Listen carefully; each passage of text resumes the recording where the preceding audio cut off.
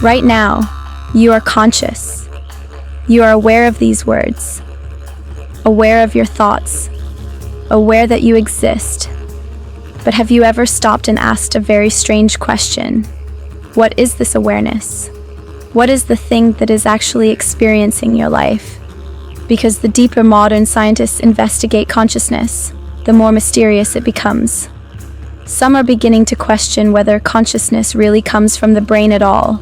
But what's fascinating is this. The ancient mystics have been hinting at something like this for thousands of years. Hermetic teachings said, "All is mind." Aboriginal tradition spoke of the dreaming, a living field of awareness behind reality. And many ancient cultures believed the universe itself is not just made of matter, but of consciousness. So what if consciousness isn't something that appears inside the universe? What if it's the very thing the universe is made of? And what if your mind is not producing consciousness, but tuning into it? Today we're going to explore one of the deepest questions humanity has ever asked. What is consciousness? Right now, you're aware. You're aware of the images on your screen, aware of the sounds around you, aware of the thoughts forming in your mind as you listen. This simple experience of awareness feels completely natural. We live with it every moment of our lives. And yet, when we stop and examine it closely, consciousness becomes one of the deepest mysteries in existence. Because everything you have ever experienced, every sight, every emotion, every memory, every idea, has appeared within consciousness. Without consciousness, there is no experience of the universe at all. And that raises a profound question. Is consciousness simply something produced by the brain, or is it something far more fundamental? Long before modern science began exploring these questions, many ancient traditions had already arrived at a remarkable conclusion. Across different civilizations separated by oceans and centuries, we find a surprisingly similar idea. The Hermetic teachings of ancient Egypt expressed it in a simple phrase: all is mind. Reality itself was understood as emerging from a universal consciousness. In ancient India, philosophers described a mental awareness known as Aman, an infinite field of consciousness from which all existence unfolds. In these traditions, the universe was not seen as a lifeless mechanical system. It was understood as something alive, something intelligent, something aware. Human consciousness was not separate from this greater awareness. Instead, it was seen as a localized expression of a much larger field of mind. For centuries, these ideas remained within philosophy and spiritual traditions. But as science began exploring the deepest levels of reality, something unexpected began to happen. The universe started to look far less mechanical than we once believed. Modern neuroscience can observe the brain in extraordinary detail. Scientists can measure electrical signals between neurons. They can watch patterns of brain activity change as people think, remember, or feel emotions. But there is still a fundamental mystery. No brain scan can capture the experience itself. A scan may show neurons firing when someone tastes chocolate, but it cannot measure the sweetness. It cannot observe the feeling of joy. It cannot detect the experience of seeing the color red. These inner experiences exist only from the inside. Even if we understood every neuron in the brain, we would still not understand why physical processes produce subjective experience. Why does matter feel like something from the inside? Why does awareness exist at all?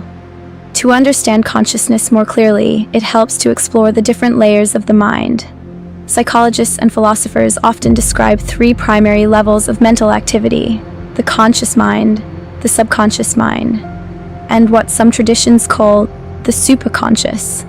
Each layer shapes how we experience reality. The conscious mind is the part of your awareness you are using right now. It is the voice inside your head, part that focuses attention, part that makes deliberate decisions. Surprisingly, this conscious layer presents only a small fraction of our mental activity. Most of what guides our behavior operates beneath the surface. The subconscious mind stores our habits, beliefs, and memories. It manages countless processes automatically: walking, driving, speaking, recognizing faces, interpreting situations. Much of the narrative of our lives is shaped by these subconscious patterns. If the conscious mind is the captain of the ship, The subconscious is the entire crew operating below deck. And most of the time, the crew is steering the ship. Our beliefs, perceptions, and reactions are constantly influenced by these deeper programs. But beyond both the conscious and subconscious layers, many thinkers describe another level, the superconscious. The superconscious is often associated with intuition, creativity, and insight. Think about moments when a powerful idea suddenly appears, when a solution arrives without effort, when inspiration flows effortlessly. Many great scientists, artists, and inventors have described this experience. They often say the idea didn't feel like something they forced through deliberate thinking. Instead, it seemed to arrive from somewhere deeper, as if the mind briefly connected to a broader field of intelligence. This leads to a fascinating possibility. What if the brain does not actually produce consciousness, but instead receives and interprets it? Some thinkers have compared the brain to an antenna.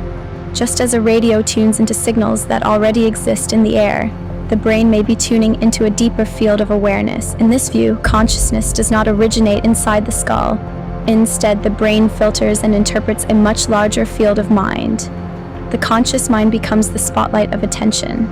The subconscious becomes the operating system running beneath it. And the superconscious may represent moments when the mind connects with a broader field of intelligence. If this perspective is correct, our everyday awareness may only be a small window into a much larger landscape of consciousness. If consciousness truly interacts with a larger field of awareness, then something very interesting follows. It means the level of consciousness we operate from may influence how we experience and even participate in reality itself. If the ancient teachings are correct, and consciousness truly participates in the creation of reality, then one question becomes incredibly important. From which level of consciousness are we creating our experience of the world? Because the mind does not operate from just one place. As we explored earlier, the human mind appears to function through several layers: the conscious mind, the subconscious mind, and what many traditions describe as the superconscious. Each of these layers interacts with reality in very different ways, and the level we operate from can dramatically influence the kinds of experiences we create. Creating from the subconscious. Most people live primarily from the subconscious level of mind. The subconscious contains our beliefs, fears, habits, and emotional patterns. Many of these programs were formed during childhood or through repeated experiences. Once these patterns are established, they tend to run automatically. They shape how we interpret events, how we react emotionally, how we see ourselves and the world. If consciousness is interacting with reality through these subconscious programs, then much of our experience may simply be a reflection of those patterns repeating themselves. This is why people often find themselves repeating the same kinds of situations, the same emotional responses, the same stories about who they are. The subconscious mind is incredibly powerful, but it operates largely on autopilot, and when we are not aware of it, it can quietly steer the direction of our lives. Creating from the conscious mind. The conscious mind brings awareness into the process. It allows us to observe our thoughts and behaviors, to question our beliefs, to choose how we respond to situations. When we begin to operate from the conscious mind, we step out of pure autopilot. We gain the ability to redirect attention and intention. This is where personal growth begins. The conscious mind can reshape habits. It can change patterns. It can decide new directions for life. But even the conscious mind still works within certain limits. It is still interpreting reality through the existing structures of the brain. Creating from the superconscious. The superconscious represents something different. It is often associated with intuition, inspiration, creativity, and profound insight. Moments when understanding arrives suddenly. Moments when ideas appear fully formed. Moments when solutions seem to come from beyond ordinary thinking. Many great discoveries throughout history have emerged from these kinds of insights. Scientists, artists, and inventors frequently describe ideas appearing during moments of quiet reflection or deep focus, almost as if the mind briefly connected to a broader field of intelligence. If consciousness truly interacts with a larger field of reality, then the superconscious may represent moments when that connection becomes clearer. In these states, creativity flows more easily, new possibilities emerge, and the mind begins to operate beyond the limitations of old patterns. This is why many philosophical and spiritual traditions emphasize an important shift in perspective. Instead of identifying only with our thoughts or our emotional patterns, they encourage us to recognize the deeper awareness that observes those experiences, the consciousness behind the mind. When we identify with this deeper awareness, something interesting happens. We begin to see thoughts as temporary events rather than fixed truths. We begin to see emotional reactions as patterns rather than permanent identities. And we gain the ability to choose which level of mind we want to operate from. The subconscious may continue offering old programs, but the conscious mind can observe them, and the superconscious can open the door to entirely new possibilities. If consciousness is fundamental to the universe, then it raises an extraordinary possibility. Perhaps consciousness is not simply observing reality. It may be participating in the unfolding of it, and in some sense, helping to create it. Modern physics increasingly describes reality not as solid objects, but as fields of energy and information. Matter itself appears to arise from deeper quantum fields. Particles are not tiny solid objects. They are patterns within these fields. If reality at its deepest level is a field of possibilities, then perception itself may play a role in how that field unfolds.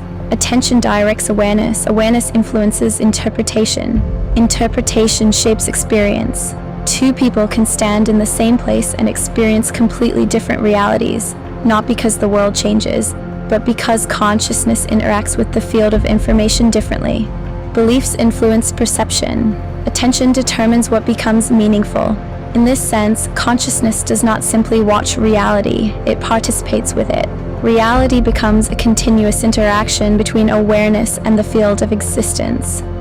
When we zoom out and look at the universe itself, something extraordinary appears. Over billions of years, the universe formed stars, galaxies, planets. Eventually, life emerged, from simple organisms to complex beings capable of reflecting on existence. In a sense, the universe has produced entities capable of observing itself. Through conscious beings, the universe can explore its own nature. It can ask questions about its origins. It can wonder about the nature of reality. Consciousness may be the universe becoming aware of itself. If consciousness participates in shaping reality, then awareness itself becomes incredibly powerful, not because it magically controls the universe, but because it determines how we interact with the field of possibilities around us. Where attention goes, perception follows. Where perception goes, interpretation forms.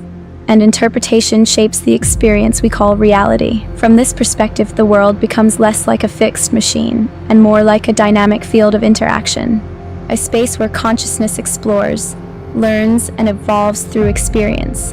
And this brings us back to an intriguing idea. Perhaps reality is not simply a matrix trapping consciousness inside a system.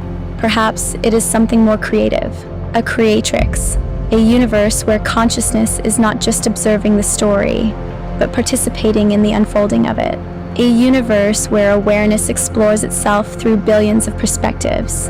And through those perspectives, reality continues to evolve.